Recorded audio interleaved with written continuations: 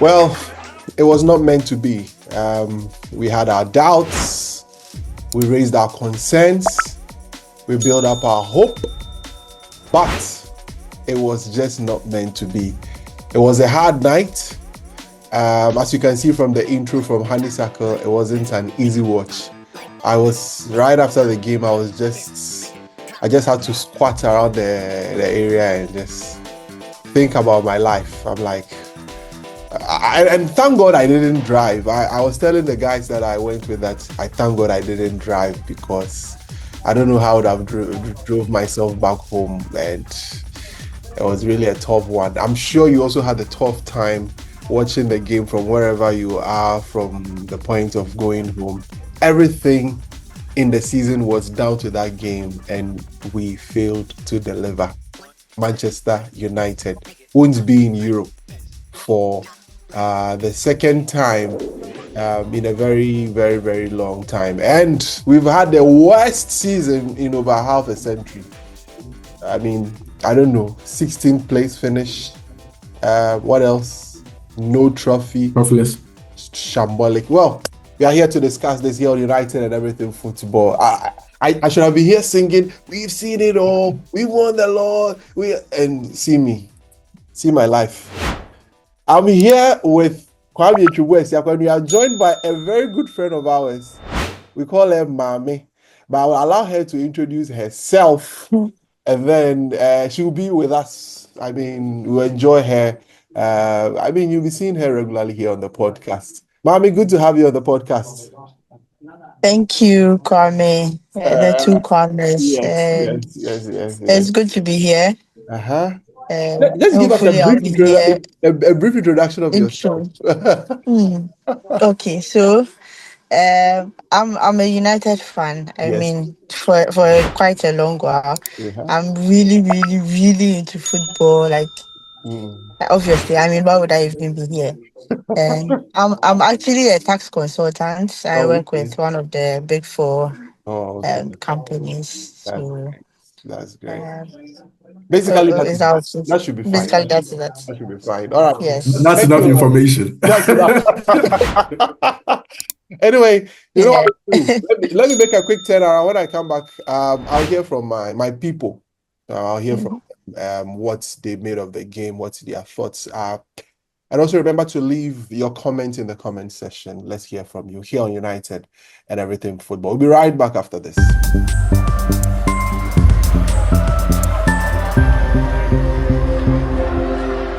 All right, thank you very much. Welcome back to United and Everything Football Podcast. So I'm here with Kwame and Mame, joining us for the first time on the podcast, and we'll be having Mame a lot more here on the podcast, like I've rightly said. But Kwame, how second female on the pod after Nana Banamwa, right? After Nana Banamwa, yes, second. Yes, a very tough act to follow, I must say. But I mean, I'm happy to be here. Yes. Great to have you. Let me get to you quickly. I mean, how's the feeling like? How are you feeling?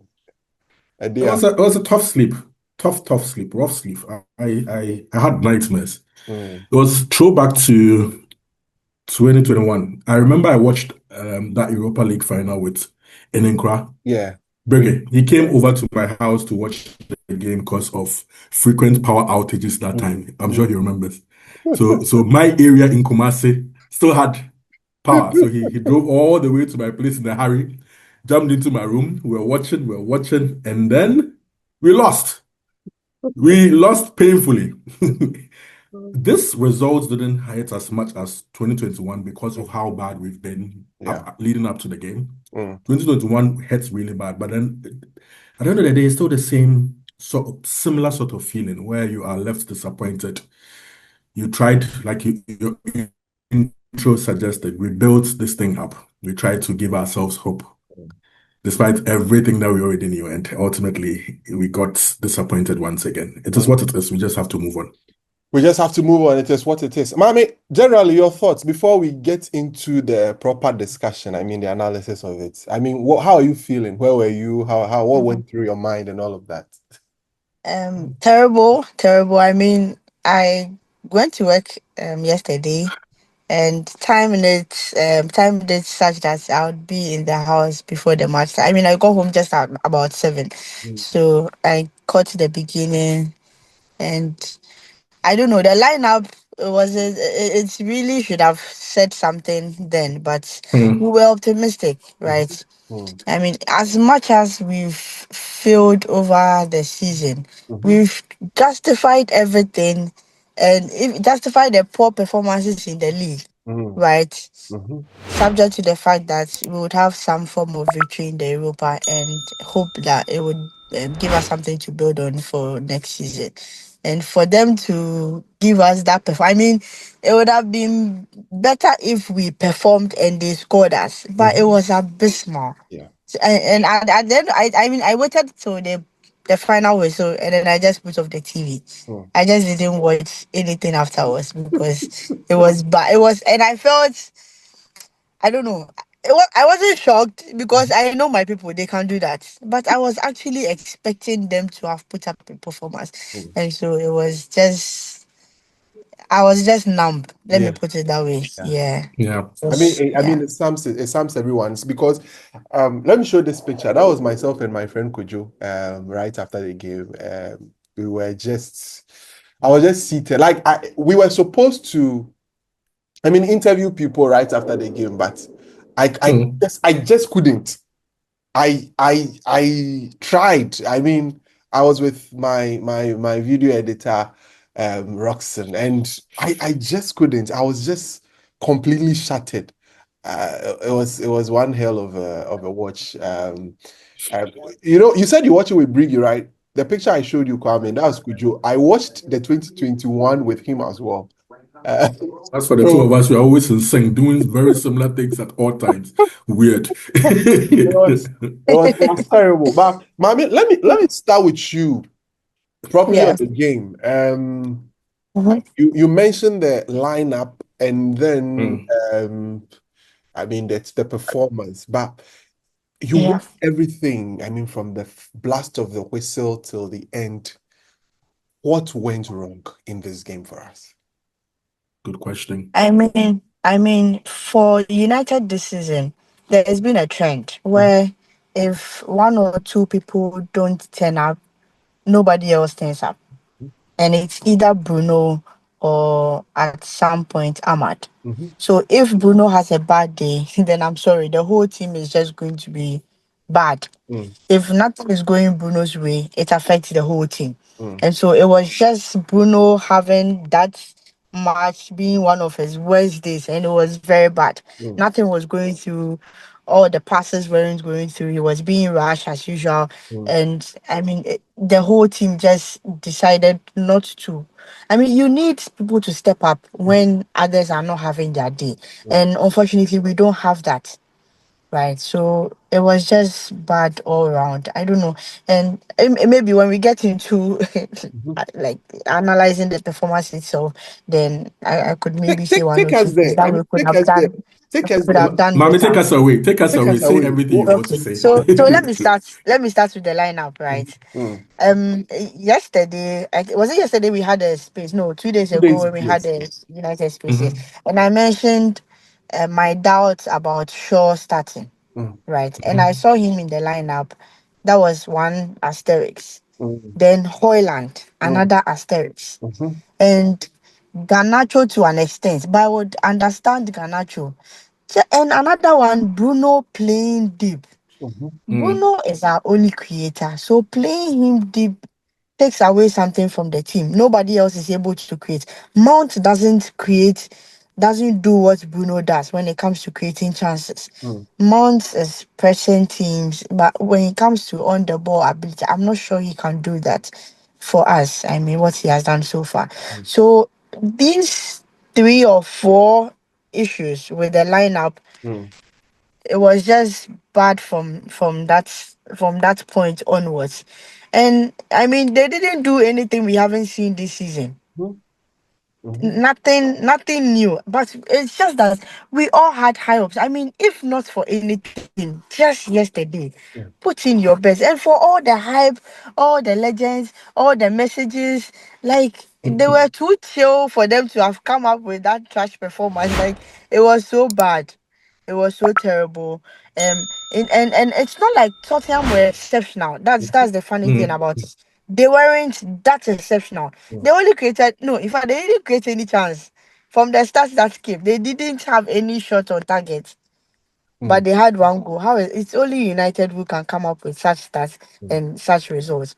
So from the lineup to the point of substitutions being made, and to even the players that were coming on, it wasn't good. Amorim should have made changes at halftime because the first half it wasn't working. Mount was invisible. At least Hoyland didn't really have a bad game. He was able to receive balls and keep people in play and all that. But I mean, it's Hoyland. That's the minimum you would get from him. I mean, it wasn't his usual low level, but he did okay. But Mount was invisible, and Bruno was way too deep, right, to be causing Tottenham any problems. They were just so at the back. They weren't causing any harm, with the exception of Richarlison and then Shaw having some issues. Shaw at the first minute was jittery. He had a ball that he needed to clear, and he just waited till the player got to him, and he cleared the ball. It bounced off back him, and it was a corner. And from that point onwards, he was skittish. Any ball that came to him, it was like he was uncertain on how to deal with it, and it crept into the back line. So line up with those four players, and the timing of the substitution, which should have been done earlier. He stuck with the same thing for about 20 or 25.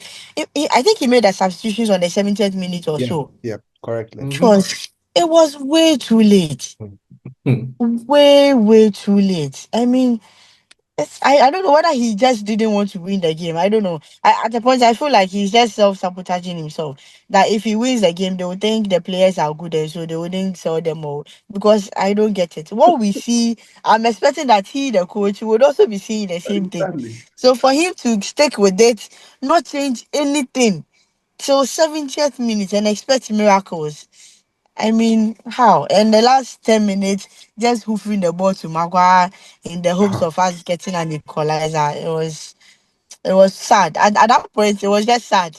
It was It just was sad. just sad. I agree with Yeah, you. I agree. I it see. was just sad. I wish, I don't know if the guys captured me with a camera at that point. I was just standing there like this, thinking and hoping that what was going to happen. I mean, what can we do? Like the ball should just dramatically find its way into the post without anybody having to touch it or anything. And it was a sad sight. Sorry, seriously. It was sad. And Menu coming on in the 90th Can you minute imagine? with Can you imagine? Can you imagine? and you know the funny thing, that as soon as they came and they started the second half, Tottenham started wasting time. Why didn't any of the coaches prompt the referee? Because they were just allowing them. They will throw in, it will take some minutes. The only person who Okay. tried doing anything about it was Victor Lindelof. Victor, and that was in the Can you 90th imagine? minute when they put the 7 minutes added time. They sat there, looked at them to waste their time for all the whole. It was like they were banking all their hopes on scoring in the last minute. I mean, remontada. Yeah, kind of comeback. So Anyway, so yeah. that's your thoughts. Okay, let me get to Kwame. Kwame, you have a lot on your chest. Yesterday, let me say something. Yesterday, when we go to Honeysuckle, Charlie, shout out to all of you who have been watching the podcast that I met at Honeysuckle. It was great seeing all of you. I can't describe how amazing it felt meeting you. And I was just where I was standing watching the game. There was one guy next to me was like, Kwame will kill Amorim. Kwame will kill Amorim. Kwame, Oh God, have mercy. take me away. I feel Kwame is done with him. I've quite a lot to say, so you guys should just bear with me for the next 5 to 7 minutes. Please flow. Because I'm building this up. Where do I start from? I'm going to read a couple of things to you guys. Okay. So this piece came out from James Ducker on the 18th of November when we appointed Amorim. Yeah. First week. Ruben Amorim is set to operate on a more modest budget at MUFC and will be tasked with maximizing the untapped potential in the squad as well as the club aim to end the damaging and costly cycle of mass overhauls. That was from James Ducker. And this was from Sky. Melissa, you know Melissa, right? Melissa Reddy. Yes. She said, Man United do not have money to spend on transfers. Also in November. I know why I'm saying this now. I'll come back to it at the end of my submission. Man United do not have money to spend on transfers. It's wild reading the transfer news and gossip on a daily basis, and you see who they are linked with and thinking, where on earth are they going to get this money from all these forwards? They have made it quite clear, and it was communicated to Ruben Amorim that the financial constraints at Manchester United are real.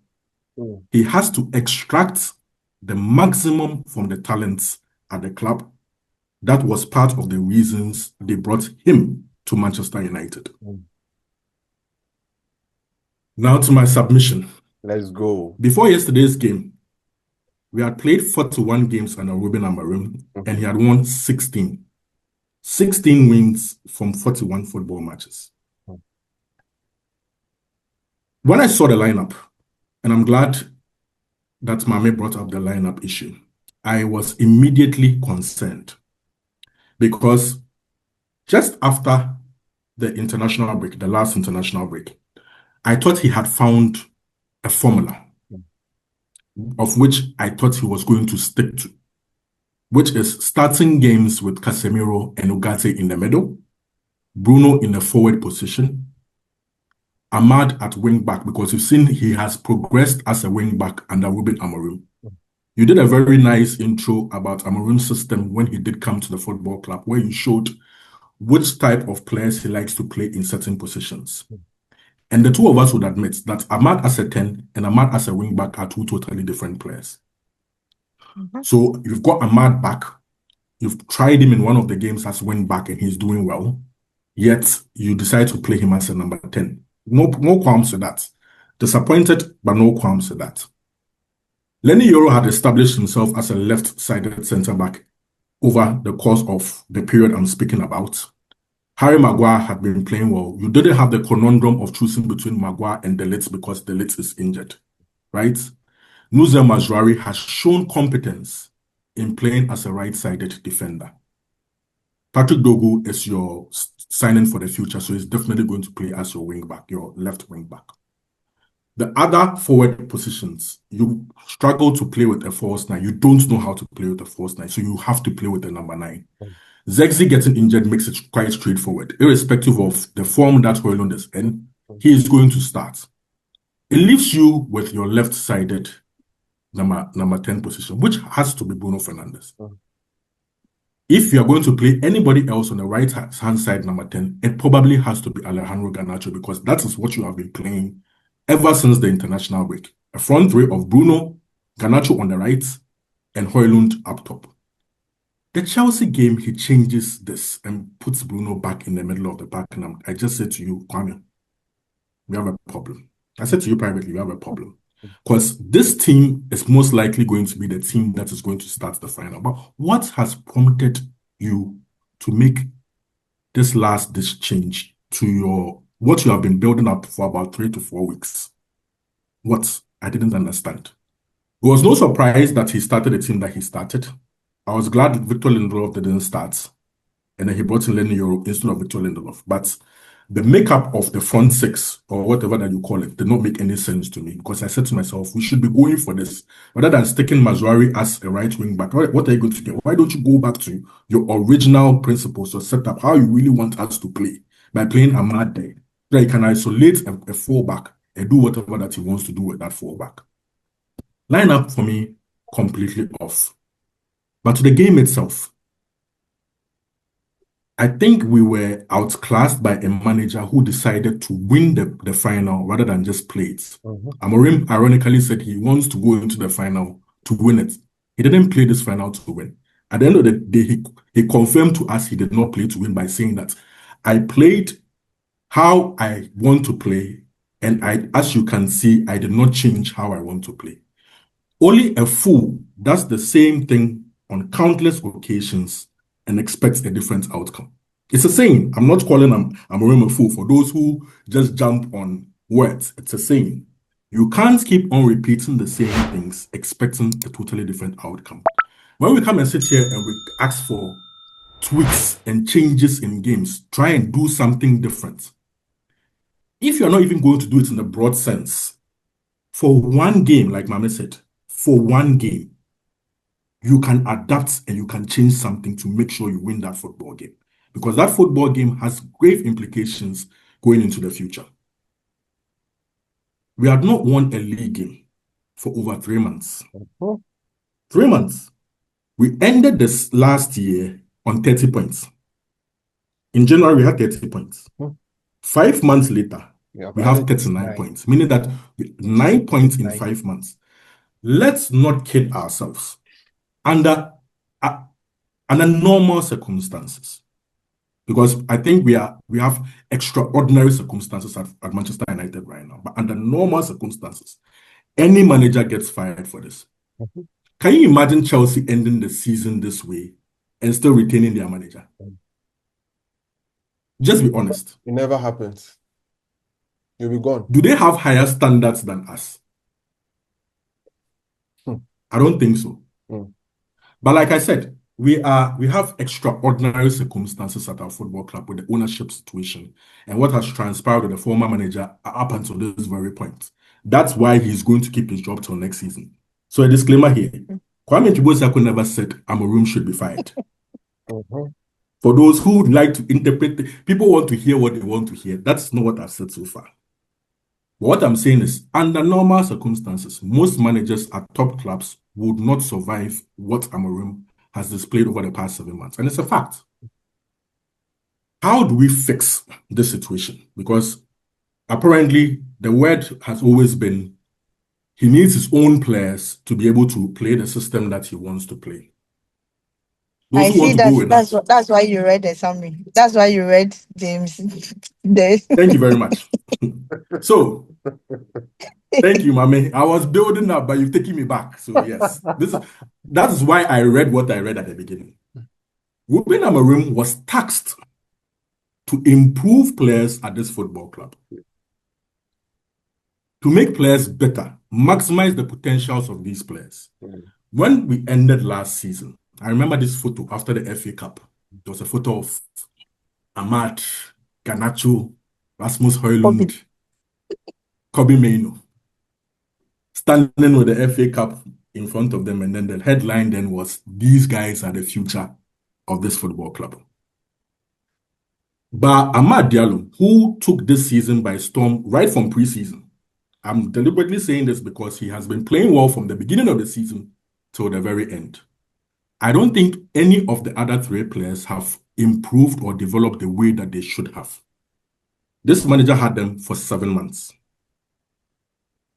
His mandate was to improve players at this football club. We had Kobe Mainoo, like Mame said, coming on in the 90th minutes of an European Cup final. Somebody who started the FA Cup last season. And even the European Cup final for England. European Cup final. We had Garnacho coming on for 20 minutes. I do not appreciate Garnacho's response at the end of the game. It's in stark contrast to what Marcus Rashford said 4 years ago when we lost the Europa Cup final, when he was trying to rally this football club to be able to come back to where it used to be. Garnacho rather threw everybody else under the bus because he has shown himself to be very selfish both on and off the football pitch. If people have watched us for a long time, they'll remember, I think it was Cranton who came on the pod in January when we discussed the possible sale of Garnacho and Mainoo. And the general consensus on the pod on that day, all 3 of us were like, sell who needs to be sold when we have to sell who needs to be sold. Yeah. So I'm getting to this point. We lost the £100 million game. How we need to fix this is Ruben Amorim needs money to be spent, needs us to be able to buy players. Mm. He has not helped us to be able to buy players. Mm-hmm. In fact, he's cost us a lot of money. Mm. He's cost us money from Adidas. He's cost us probably part of his own transfer kitting. But it is no excuse for those who appointed him not to be able to deliver a good window. They put us in this situation with his appointment in the middle of the season. Mm-hmm. They put us in this situation by not reinforcing in January properly. Mm. So After weakening us. Yes. And they also have put us in a situation where they have sacked numerous people in the hope of getting money saved to be able to invest in the men's team. Mm. So this summer, we don't give them a pass for not trying to back their manager, because that's the only justification left for Ruben Amorim to stay in the job. The fact that he needs his own transfer window. I have my own personal opinion towards that, of which I'll share later, because I want to wait for how preseason unfolds and how the season starts, and then I'll get into that. But we need money. Mm-hmm.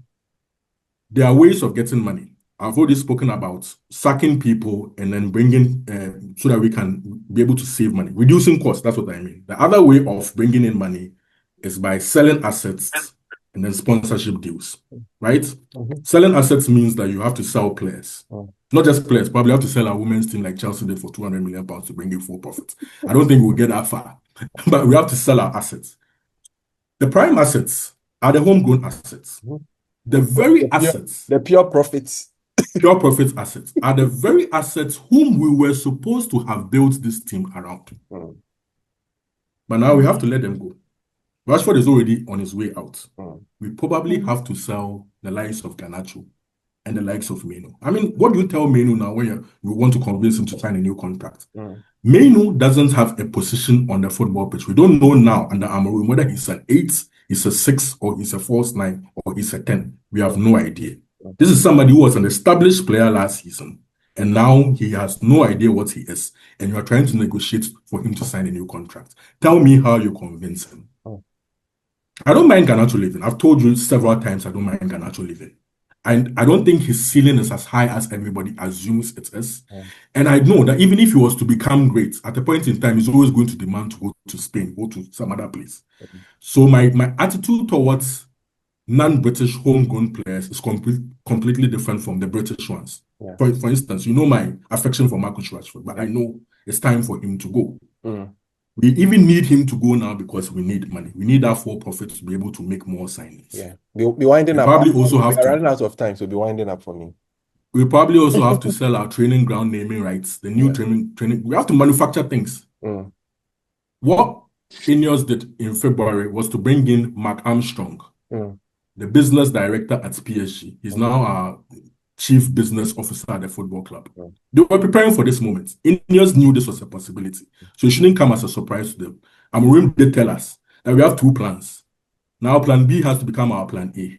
So whatever Mark Armstrong has to do to bring revenue at the football club, he has to bring in revenue so that we can reinforce and then give this manager the chance to be able to rectify this horrible season that he has delivered for us. Kwame. Oh boy. But Kwame, you didn't say what I was expecting you to say, right? So the article said his job is to utilize the talent he has. However, we are now making a case for him needing his players in order to succeed. How do we merge these two? It's contradictory. It's an excuse. That's why I was saying that I'm waiting for the season to unfold. But Kwame knows that I don't buy into that excuse because that was not his mandate. He took the job on the premise that he has to improve what we have, and he has done an absolutely shit job at it. Excuse my French. Absolutely shit job at it. But surely the owner should have known his system would pose a problem for our current couple of players. Didn't they think about that? Is where I come in. Didn't they think about that? That is where I think I will answer this question. That is where I come in.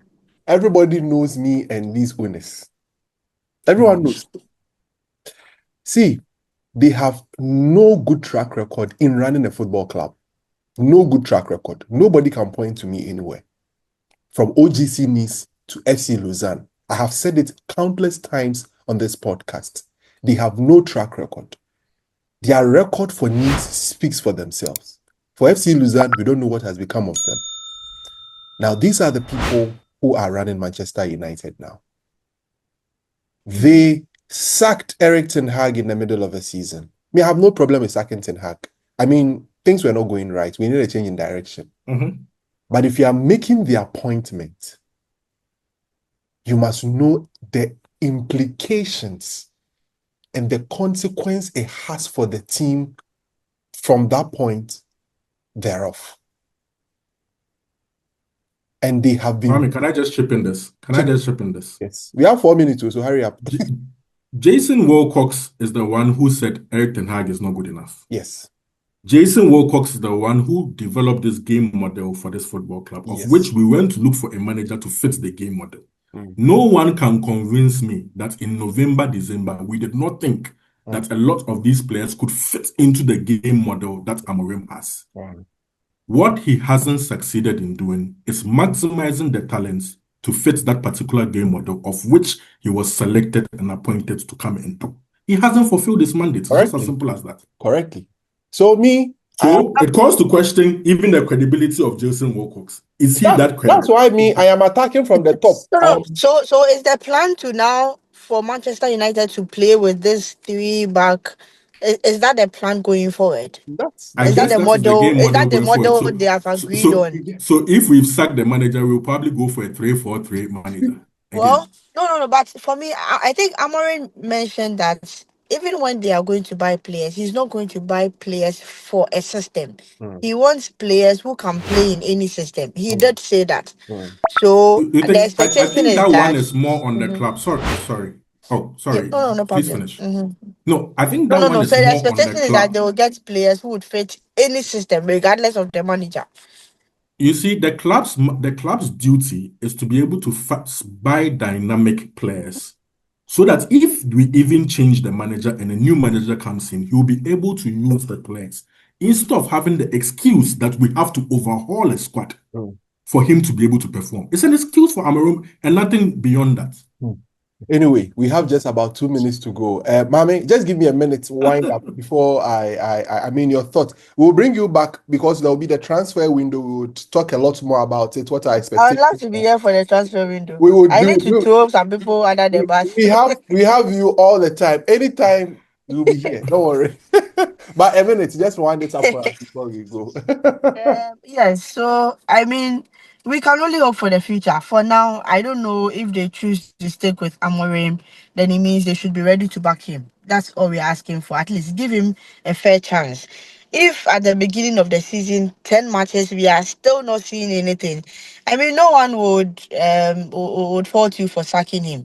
We tried it. Now, I'm not even going to go any attachments for any manager. It feels like we are all attached to Amorim because it's a fairy tale. We want it to work. Like as for here, they've been accusing us of doing an anti-Amorim things. Meanwhile, we've just stopped being attached to managers. That's the only difference. I have to get to that point because I'm so attached to him. Like he sold as a dream. It's like a fairy tale, and I believe in me that he can do it. But I need to see something. He's sweet talked everybody. Sweet talker. He's got them all. I need to see something. I need to build on something, and I'm not getting that. I mean, Sunday is going to be terrible. Like the feeling in Old Trafford is going to be. I just don't want to imagine what would happen. Whether there will be boos. I don't even think they'll have that around the stadium applause. It's just going to be a whole. They're just going to apologize and say sorry, and then be Bruno apologized, Amorim apologized. See, I pity those who traveled. I pity those who traveled to Spain. Like the amount of investments people have put into their support and their love for them, and they are not getting anything in return. We that we are sitting in a house, look at how we feel. Imagine those who travel. Anyway, it's terrible. We are only hoping for the best for the future.